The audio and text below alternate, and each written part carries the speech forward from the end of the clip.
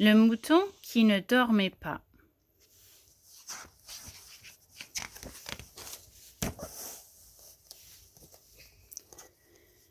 Dans la maison de Marion, tous les moutons sont endormis. Maman et papa somnolent dans leur lit. Petit Gaston sommeille en serrant sa peluche contre lui. Même Papy Léon ronfle dans son fauteuil favori.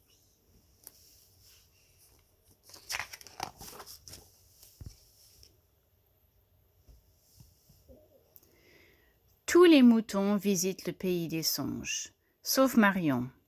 Elle sait que c'est la nuit et qu'elle devrait dormir profondément, mais rien à faire. Elle ne cesse de tourner sur elle-même. Elle n'a pas du tout sommeil et elle trouve le temps long.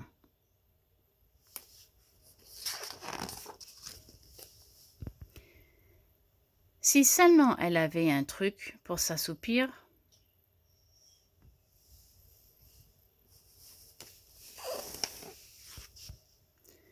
Marion réfléchit bien fort lorsque, soudain, elle a une idée. Son papy lui raconte souvent des histoires avant d'aller au lit. Mais Marion ne sait pas lire et papy est endormi. Qui pourrait le remplacer? La télévision? Marion se glisse dans le salon et monte le volume de l'appareil.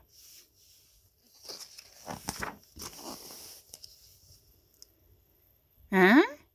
Qui est là? S'exclame Papy Léon, qui se réveille en sursaut. Je suis désolée de t'avoir réveillé, s'excuse Marion. Je n'arrive pas à dormir et j'ai cru que la télévision pourrait me raconter une histoire qui me donnerait sommeil. Voyons, ma petite pelote de laine, tu n'as pas besoin de télévision. Sers-toi de ton imagination. Retourne dans ton lit, pense à une histoire et tu roupilleras en moins de 2.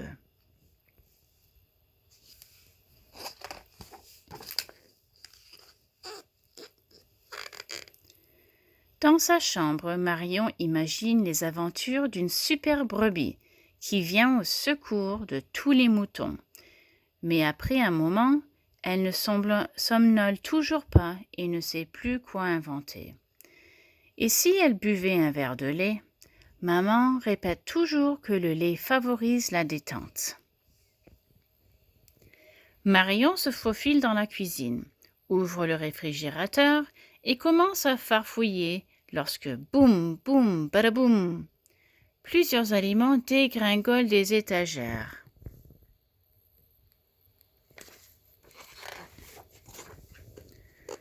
D'où vient tout ce boucan? Questionne maman en déboulant dans la pièce. Je suis désolée de t'avoir réveillée, s'excuse Marion. Je n'arrive pas à dormir et je pensais qu'un verre de lait serait la solution. Tu as raison, c'est une bonne idée. Laisse-moi t'aider. Après avoir ramassé la nourriture sur le plancher, maman et Marion se versent un grand verre de lait qu'elles boivent avant de retourner se coucher.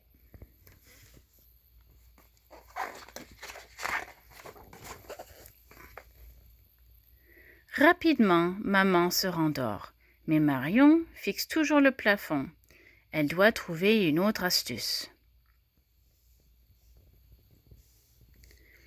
Pourquoi ne pas écouter des berceuses? Il n'y a rien de tel qu'une musique douce pour faire de beaux rêves. Marion se lève et allume sa radio.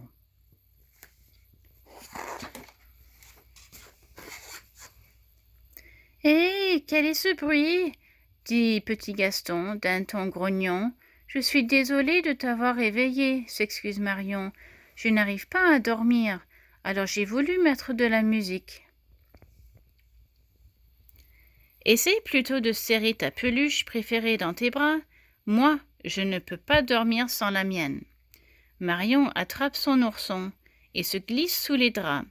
Petit Gaston roupit déjà de nouveau, mais pas elle. Elle s'ennuie plus que jamais.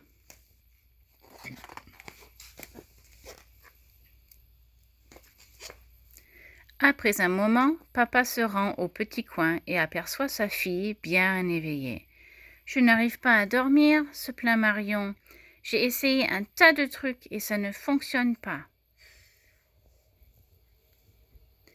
Si tu te lèves tout le temps, tu ne seras jamais assez calme pour dormir, lui répond papa.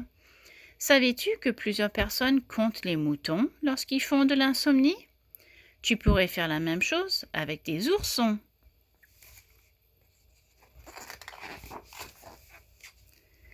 Quelle bonne idée! Marion s'installe et commence à compter. 1 ourson, 2 oursons, 3 oursons, 4 oursons, 5.